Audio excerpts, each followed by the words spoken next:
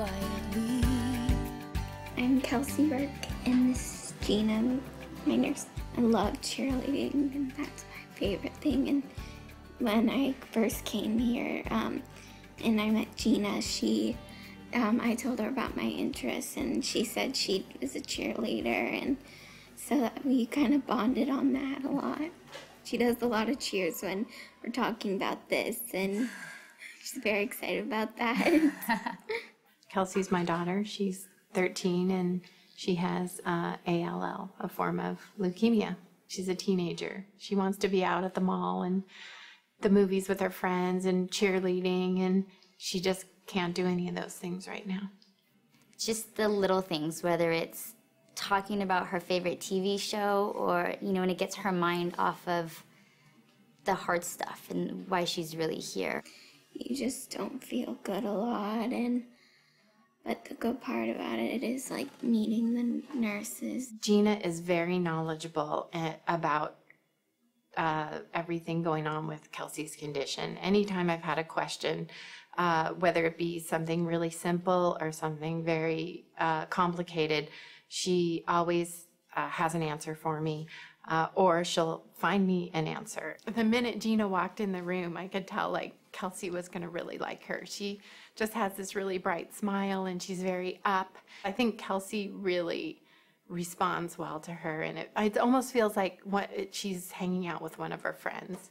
I know as a parent, when you see your child in pain or they're having a bad day, it helps that I know the nurse is there. There's a lot of support. We're not alone. We're not alone. You're not in it for the glory. The care you give comes naturally. Nicole's my nurse. She took care of me after I had a surgery one year and I couldn't swallow. She had a vein bypass in a carotid artery, and she suffered a mini stroke during that when they were trying to disocclude it. And so she couldn't swallow for a long time. So she had to have what's called a G-tube in her stomach. And so she had to have all her feedings done through there. I think she's very capable. She was very good. And she cares about you and she's taking care of you, I owe that to her, because if I didn't have the confidence in her doing that, I wouldn't have confidence in myself and get well and get more independent.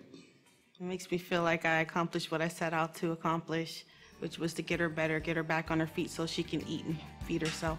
She's doing excellent. She has her own apartment, and she plays bingo all the time. You take my hand, touch my life when I need you.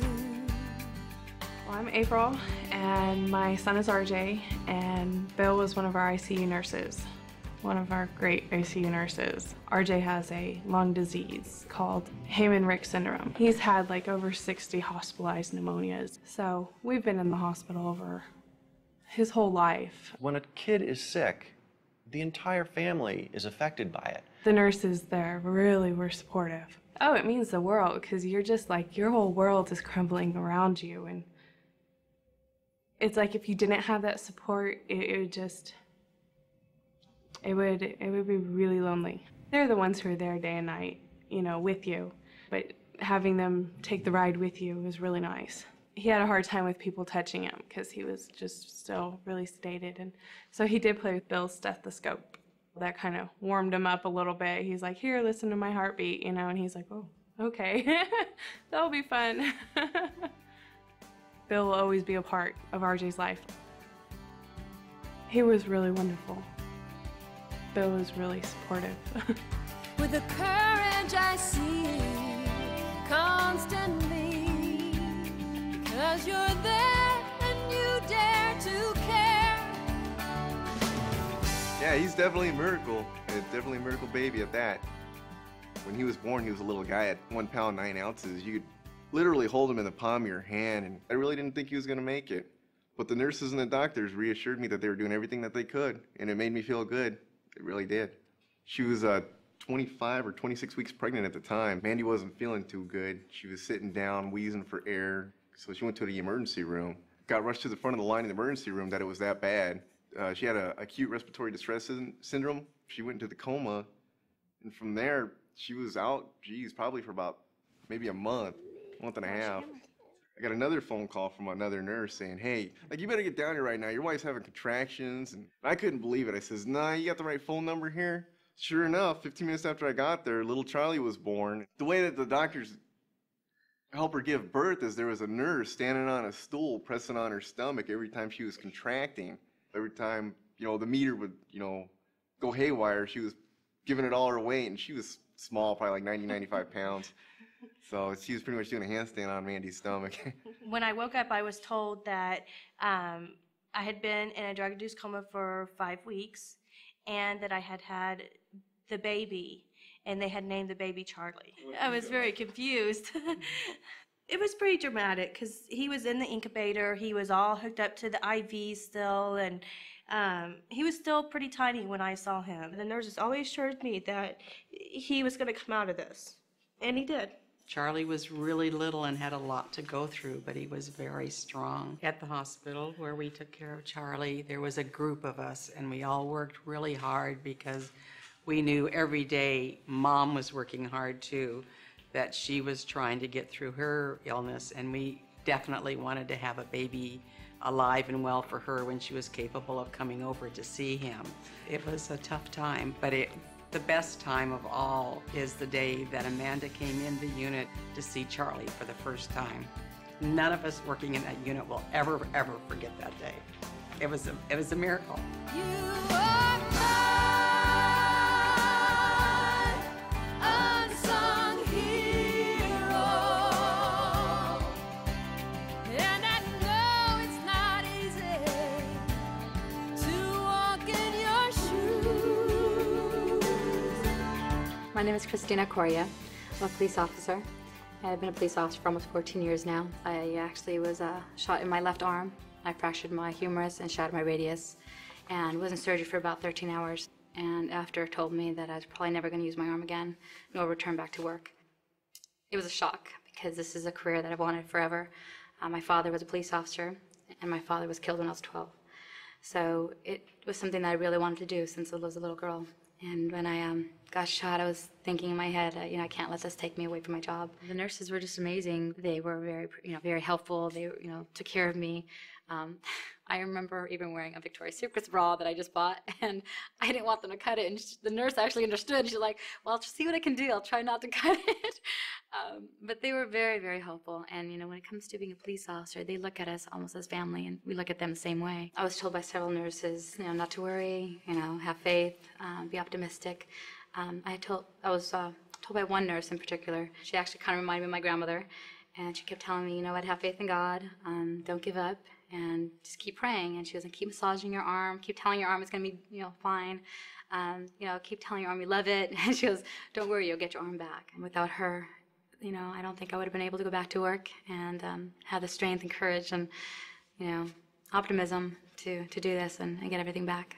Putting that back in your head and giving you that little push, it's nice to have that encouragement. And I think that everyone needs that, because if they don't, then they're going to be discouraged and think that whatever the doctor says is the last thing. So it's nice to have those nurses back you up and say, no, you're gonna be able to make this. The nurses were amazing. And that I could still shoot my gun. I could still catch bad guys. I could still jump over a wall and do all the things I was supposed to do. I'm a police officer again, and I'm back on patrol. You are my unsung hero. I was diagnosed with leukemia cancer. What goes through my mind, my whole life flashing in front of me, like what I wouldn't be able to see, would I be able to have a family, my dreams. After that, I felt, you know what, I'm not gonna let this beat me, so I'm gonna conquer the odds. When I first met Elder, he struck me as being a tough guy. He was very serious, didn't smile very much. We started to develop a relationship, a bond. Oh, she would give me like chemo shots. When she would give me the treatment, like she knows that I would joke around, so I would pretend to be in pain. So, just to scare her a little bit. But half the time I didn't believe the stuff he was telling me, because it's always a joke or trying to tease me. At one point, almost ready to give up, She would tell me, don't give up, you can fight this. He left the hospital, he had finished all his treatment, and he came back one day to visit and brought this poem to the nurses. And when we read the poem, he just completely brought us to tears. It was something that you would never expect from him. I call it Against All Odds. 17 years old, graduated, so what could be next? I was ready for the world, but yet you get a knock at the front door and you can't believe what they said. Your world falls down, only seeing red. Running with the pain can't compare to my parents' cries, shaking and breaking like their only boy's about to die. So I tried and put my feelings inside until I felt the presence that made me start believing. Since then, I made it a mission to survive and live on. Tell my people that when I'm out, this party is on, against all odds. I've never had a patient do anything like that before with any of us, and the poem is just amazing. It means that everything I do every single day is worth it. This is why I became a nurse.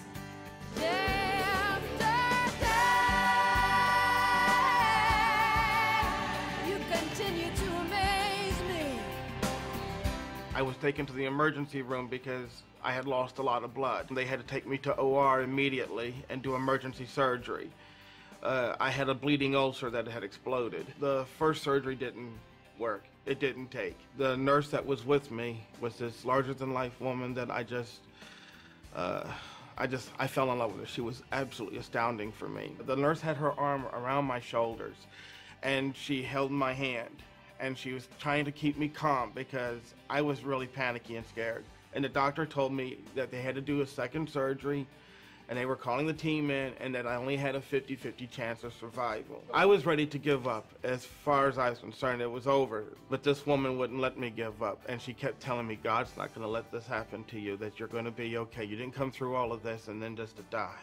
And through her comfort, through her courage, through her belief in her spirit, I found that within myself to not give up.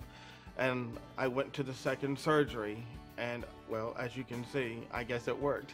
I was in ICU 9 days, and she was with me the whole time, except the last day when they took me out of ICU, she wasn't there, and I didn't get a chance to say goodbye and thank you to this woman. I don't know if you'll remember me, but I'll never forget you. What you gave to me was life, and it's precious. And because of that, I thank you so much from the bottom of my heart. Thank you very much. Thank you, over and over. Thank you. You guys did a wonderful job.